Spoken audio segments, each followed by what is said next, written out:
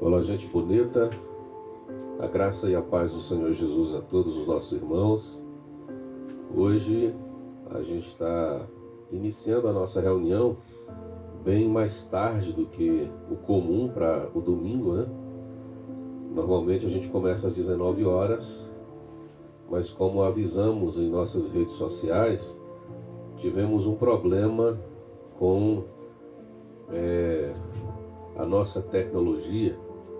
Na verdade, um cabo da rede da internet foi rompido, mas os técnicos da Usonet correram até lá e se esforçaram muito para poder conseguir trazer de volta a internet às pessoas que fazem parte de sua clientela. E nós somos também parte desse grupo de pessoas que utiliza essa maravilhosa internet que é a Usonet. E por conta de estarmos iniciando agora, nós teremos também uma reflexão mais breve. Então, nossa reunião de hoje online vai ser rápida, mas a reflexão vai ser aquela que nós propomos e que nós anunciamos para os irmãos, que é os 4 abismos, tá bom? Vamos orar, meu bem vai cantar uma canção com a gente e em seguida a gente vai pensar um pouco sobre o tema proposto para esse dia. Pai, nós te agradecemos pelo privilégio de estarmos juntos essa noite. Colocamos as nossas vidas diante da tua presença, que teu nome, que a tua graça, que a tua paz alcance cada pessoa que está conosco nesse instante, que a tua bênção se dirija sobre a vida de cada uma delas, para a honra e para a glória do teu nome poderoso. Amém. Vamos lá, bebê.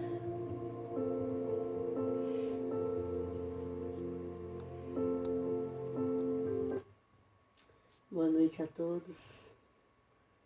Paz do Senhor para cada casa, para cada família, para cada um de nós.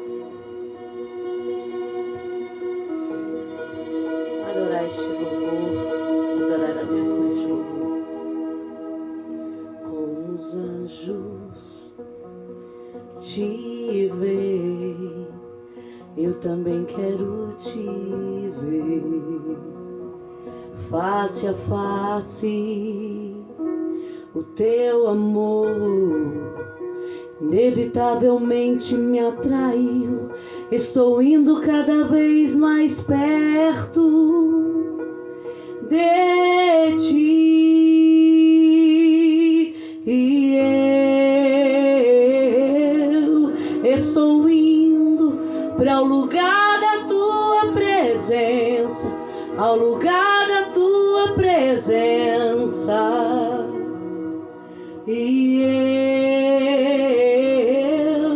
eu estou indo para o lugar da tua presença, ao lugar da tua presença.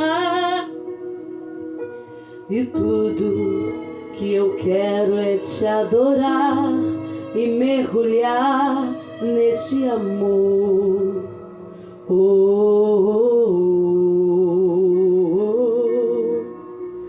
Tudo que eu quero é te adorar e mergulhar nesse amor.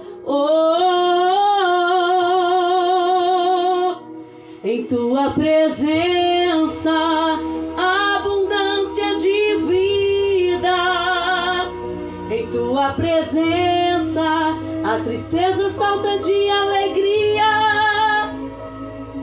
Em tua presença, eu quero ficar aqui só pra adorar a ti.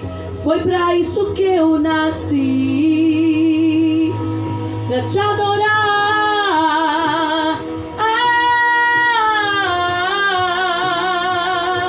pra te adorar.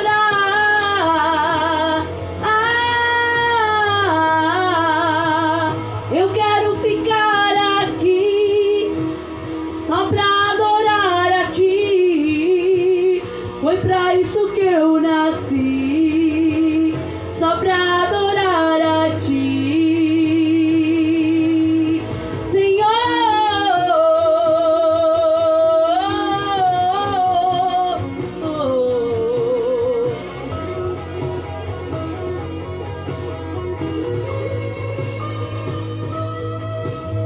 E tudo que eu quero é te adorar e mergulhar neste amor. Oh, oh, oh, oh. Tudo que eu quero é te adorar e mergulhar neste amor.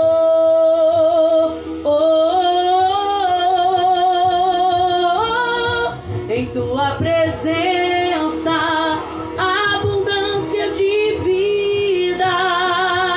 Em tua presença, a tristeza salta de alegria. Oh, em tua presença, eu quero ficar aqui só pra adorar a ti. Foi pra isso que eu nasci.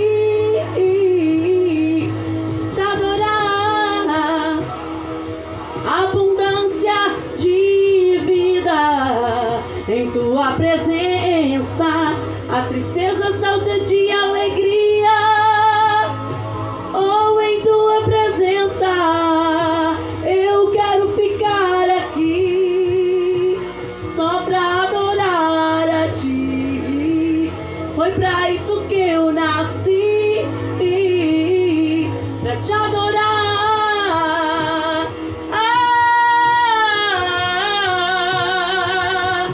Te adorar,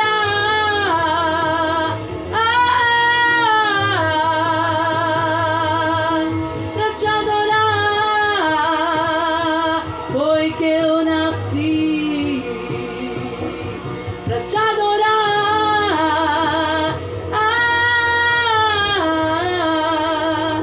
eu quero ficar aqui só pra adorar a ti.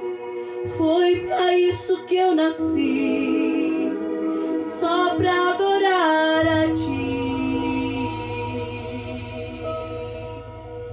Amém, Jesus. Aleluia. Obrigado, meu bem. Eu quero convidá-los agora para refletirmos um pouco no texto base da nossa ministração de hoje, que é o Salmo de número 42. Salmo de número 42, o versículo de número 7. Salmo 42, verso 7. Onde se diz assim: um abismo chama outro abismo. Ao fragor das tuas catadupas, todas as tuas ondas e vagas passam sobre mim. Eu anunciei que hoje falaria para os irmãos a respeito dos 4 abismos. No entanto, eu vou falar apenas sobre 3. A palavra abismo vai aparecer em vários tipos textuais e também discursos como alegoria a algo negativo que ocorre em nossa vida. Negativo a princípio, porque também, apesar da negatividade do abismo, ele vai trazer para a gente elementos de amadurecimento e de crescimento existencial. Então, o abismo, como disse antes, a princípio, é algo que produz medo. É algo que nos coloca diante das nossas limitações. É algo que realiza em nossas vidas algumas questões que normalmente nós não queremos ver, nós não queremos perceber, nós não queremos enfrentar.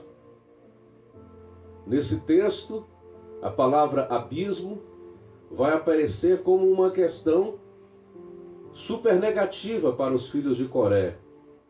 E essa canção demonstra o quanto para eles foi difícil enfrentar esse abismo. Outro texto que nós podemos usar também, que não é bíblico, mas é filosófico e também é um texto muito reflexivo, é um aforismo nietzschiano. Apesar de Nietzsche ter se constituído um grande inimigo da igreja, mesmo tendo sido filho de um pastor luterano, ele se revoltou por conta de várias coisas que não são convenientes dizer aqui e se tornou, como disse antes, um grande adversário do chamado cristianismo. Mas não é por isso que alguns pensamentos e algumas lições relacionadas à vida não podem ser aproveitados na sua filosofia. Então Nietzsche tem um aforismo, que me parece o aforismo 146 de um de seus livros, que é uma máxima, é um provérbio bastante interessante. Ele diz que quando a gente olha longamente para dentro de um abismo, quando a gente olha muito tempo para dentro de um abismo, o abismo também olha para dentro da gente. O abismo nos olha de volta. Quando você foca muito tempo questões que estão relacionadas à vida e que são questões negativas, você olha muito para essa questão e essa questão acaba olhando para você. Você se envolve muito com essa questão de tal maneira que essa questão, de algum modo, vai transformar em membro, em parte da sua vida, em parte da sua existência. De forma que você vai se tornando cada vez mais difícil se livrar desse abismo para o qual você olhou tanto tempo. Na nossa vida existem vários tipos de abismo. Mas como disse antes, nós queremos apresentar hoje aqui, rapidamente, apenas 3. O primeiro abismo está relacionado à tristeza, está relacionado à dor, está relacionado ao sofrimento. E era exatamente sobre isso que os filhos de Coré estavam falando, sobre a tristeza da alma.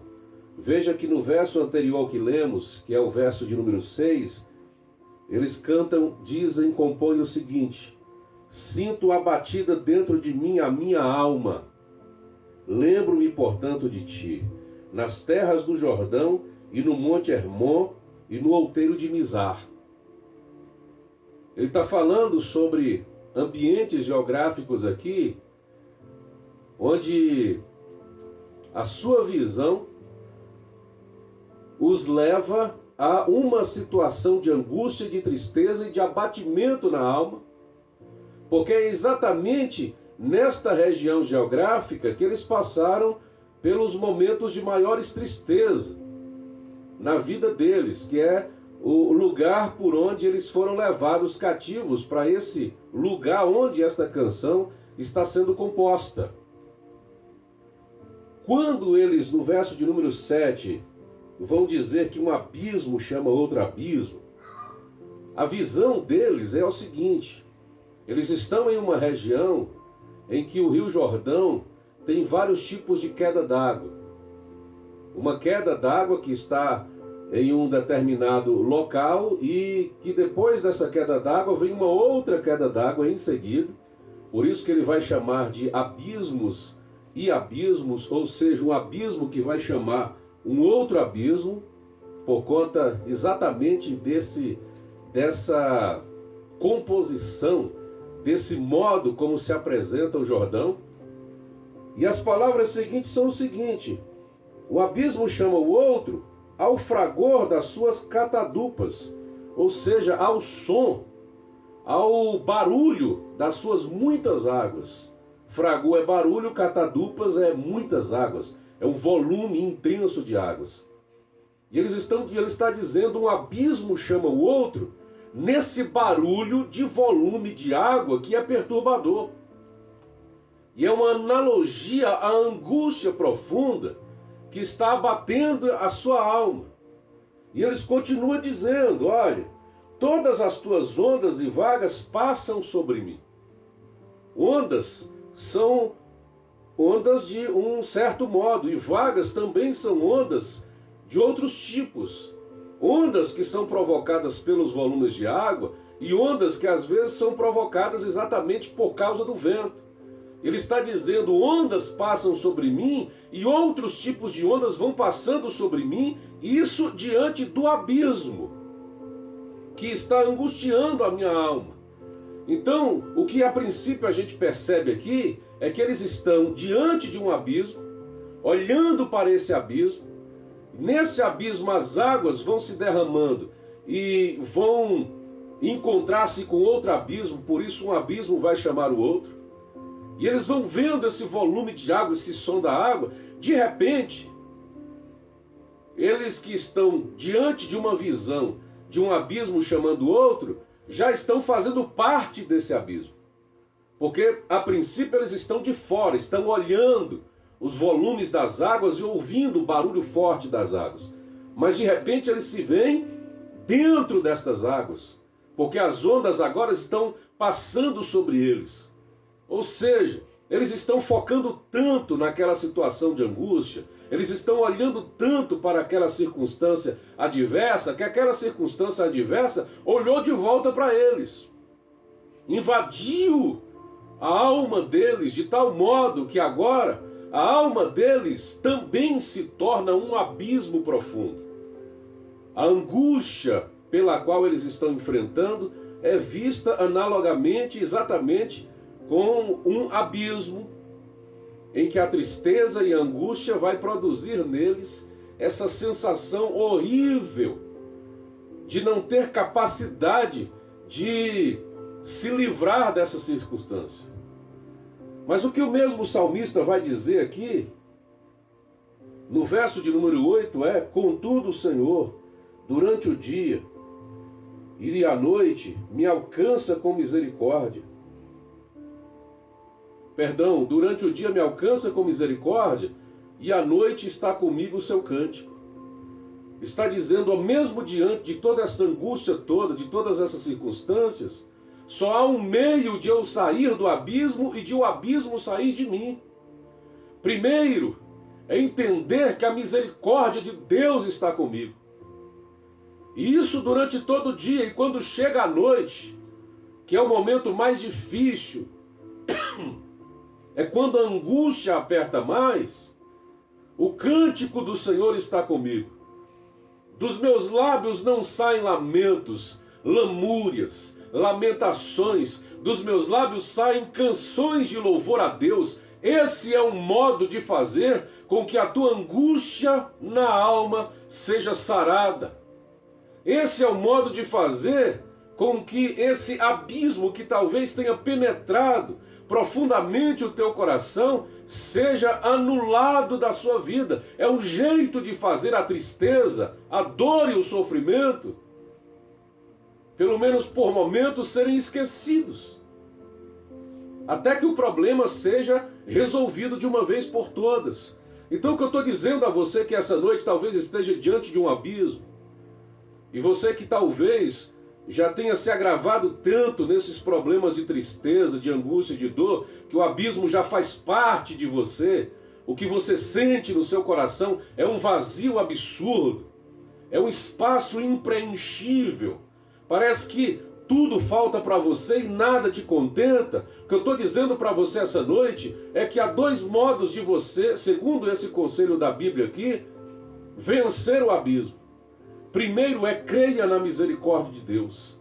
Segundo, faça dos teus lábios uma canção de louvor, um canal de adoração a Deus. Isso vai te ajudar a superar a sua angústia.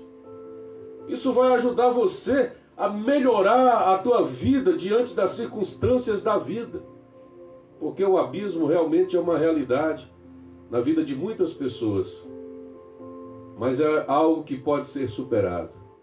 O segundo abismo do qual nós queremos falar essa noite é o abismo da culpa. Quando você se vê diante de uma circunstância em que você talvez tenha provocado algo, quando a culpa se instala em você e você não vê nenhuma solução imediata para te livrar desta culpa, você se sente responsável. Ou talvez você tenha sido responsabilizado por algo que aconteceu na sua existência, algo profundo na tua vida. Aí você fica sem saída.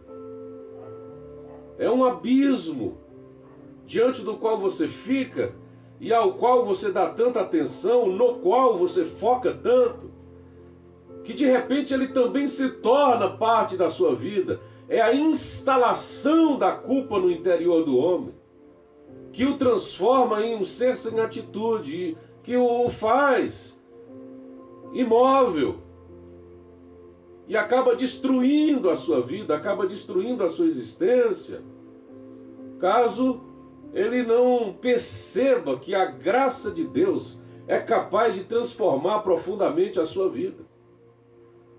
O rei Davi é um grande exemplo disso.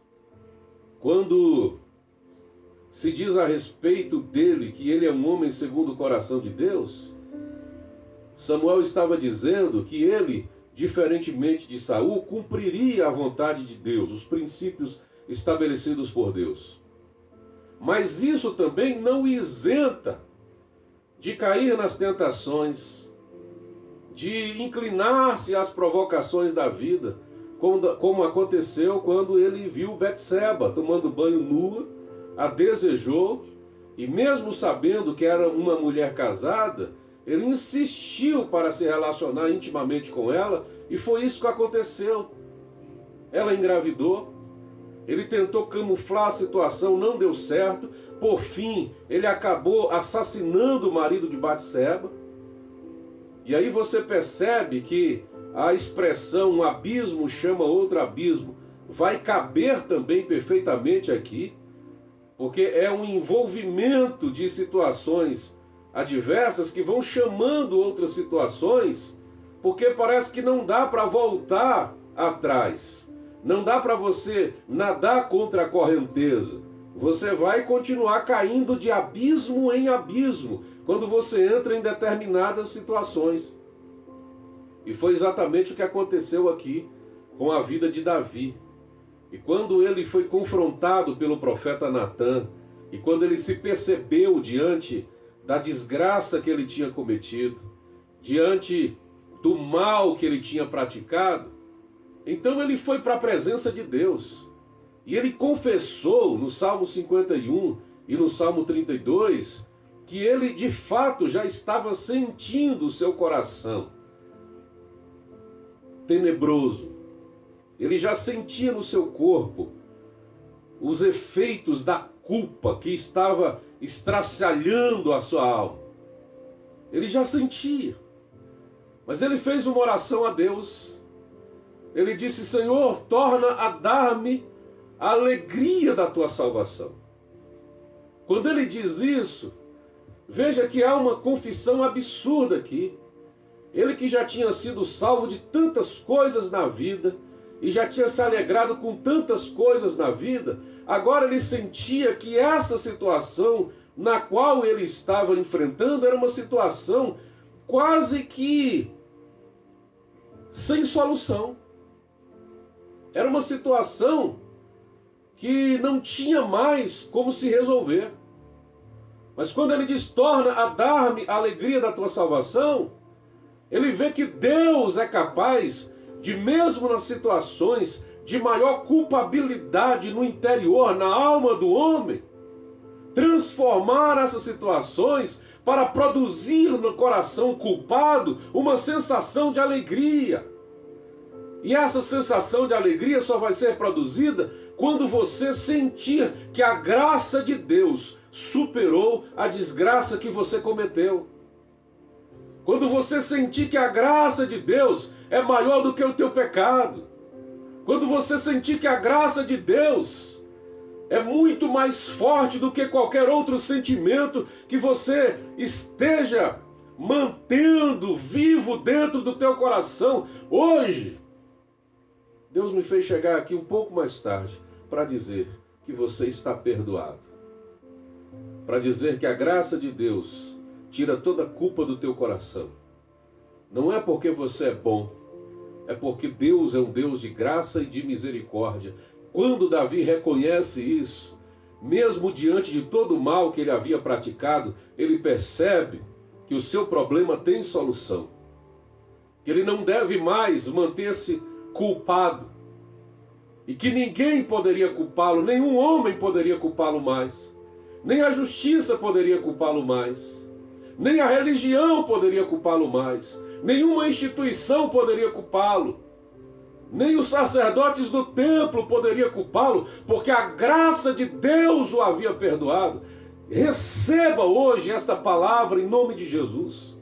Mesmo que todos ao teu redor te culpem, teus pais, teus filhos, teus familiares, teus amigos, as pessoas com quem você convive, se o Senhor te perdoa, você está completamente perdoado. Há uma história de um aleijado que foi levado por 4 amigos, numa cama, a uma casa onde Jesus estava, e a casa estava tão cheia que eles tiveram de colocá-lo por cima do telhado. E quando aquele moço chegou ali, Jesus olhou para ele e disse: perdoados estão os teus pecados. Interessante que a primeira coisa que Jesus diz é: perdoados estão os teus pecados. Sabendo que o moço estava ali porque desejava ser curado, os seus amigos o levaram para ser curado. Não tinha nada relacionado à questão de pecado. E por que Jesus disse: perdoados estão os teus pecados? Porque Jesus sabia o que se passava na alma daquele moço. Porque Jesus sabia que a necessidade maior que ele tinha é de ter o seu coração transformado. É de se isentar, não se isentar, mas de ser salvo de uma culpa que provavelmente o consumia.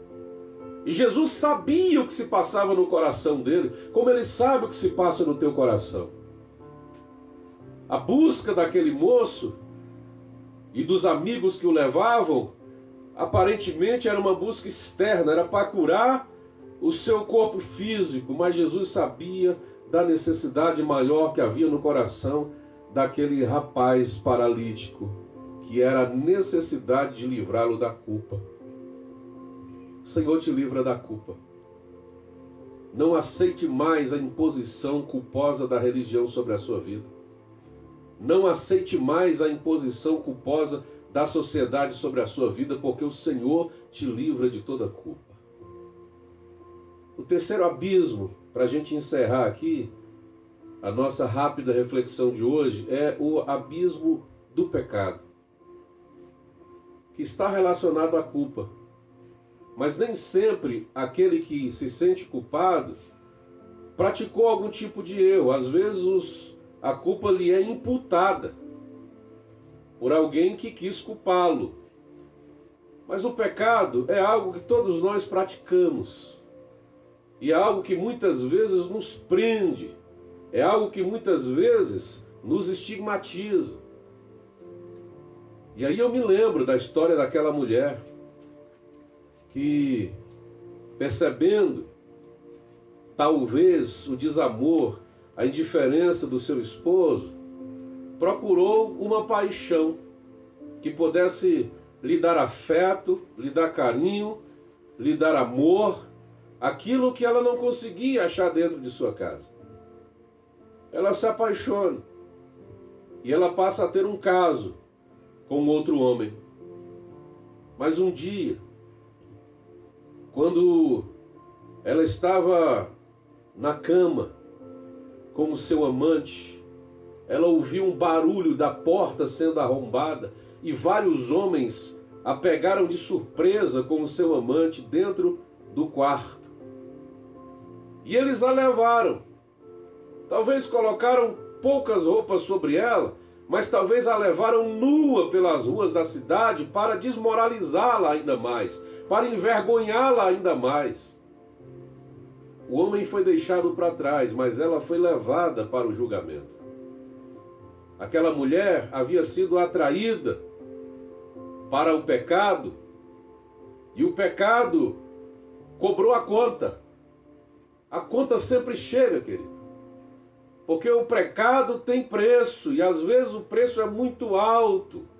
E a maioria deles a gente não consegue pagar. E aquela mulher percebeu que o preço do seu pecado era literalmente a sua morte. E ela foi levada pelas ruas daquela grande cidade por religiosos, cuja lei que estabelecida dizia que ela teria de ser apedrejada.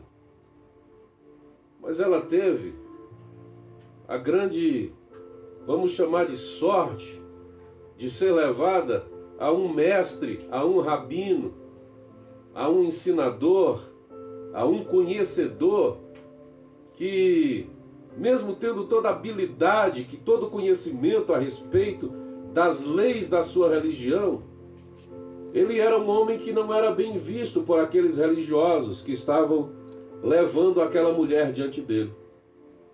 E quando eles chegam com a mulher diante dele, eles fazem um desafio teológico àquele homem. Eles dizem: olha, mestre, a lei de Moisés diz que essa mulher deve ser apedrejada porque ela foi flagrada em pleno ato de adultério. O que você diz? E você já conhece a história.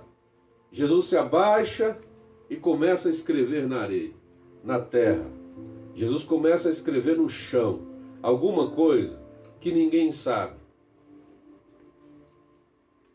Mas me desculpe a minha presunção. Eu sei o que Jesus escreveu aquele dia. Eu sei o que ele escreveu na terra. Ele escreveu: está perdoada. Ele escreveu: está absolvida. E quando ele se dirige àqueles homens perguntando quem daqueles homens não tinha pecado, fosse o primeiro a tirar a pedra, nenhum deles teve capacidade de fazer isso. E se dirigindo à moça, ele pergunta, a mulher lhe pergunta: onde estão os teus acusadores? Se eles não te condenaram, eu também não te condeno. Vai e não peques mais. Vai e transforme a sua vida. Vai e mude a tua direção. Vai e não se incline mais às tendências da tua carne. Vai e não ceda mais às tentações do pecado. Ouça isso em nome de Jesus. Talvez você esteja diante do abismo do pecado, esteja focando nele, esteja olhando muito para ele, tanto em uma quanto em outras situações de abismos aqui. Em todos esses casos, retirar-se da beira do abismo é a melhor saída. No caso do pecado, por exemplo, Paulo disse a Timóteo: foge dos desejos da tua mocidade. De vez em quando, na sua caminhada, você vai se ver, você vai se perceber diante de um abismo. Não olhe muito tempo para ele, porque ele vai te olhar de volta. E se ele te olhar de volta, se ele te olhar para dentro de você, a situação certamente será piorada. Então, mesmo diante de um abismo que seja a tristeza, ou de um abismo que seja a culpa, ou de um abismo que seja o pecado, a melhor saída é se retirar. Para o abismo da tristeza, a graça de Deus, aos céus estrelados, à natureza belíssima em outros ambientes, que vão preencher o teu interior, que vão preencher esse teu vazio abismal. Então tire os teus olhos, tire o teu foco dessa angústia e olhe para o amor de quem te ama. Olhe para as pessoas que estão interessadas em te abraçar e te levantar. Isso vai te ajudar a sair desse abismo. No abismo da culpa, olhe para a graça de Deus. Não importa o tamanho do erro que você tenha cometido. Paulo disse que onde abundou o pecado, superabundou a graça. Significa dizer que o tamanho, a dimensão do abismo não é capaz de diminuir o poder da graça de Deus sobre a sua vida. Então não importa o tamanho do erro que você tenha cometido, não importa o tamanho da culpa que você sinta, a graça de Deus sempre será maior. E se o abismo é o pecado, foge. Foge daquilo que te tendencia, daquilo que te faz inclinar-se. Foge daquilo que vai produzir males à tua vida, à tua alma, à tua casa, à tua família. Foge. A melhor saída é sair, ou a melhor estratégia é sair da beira do abismo.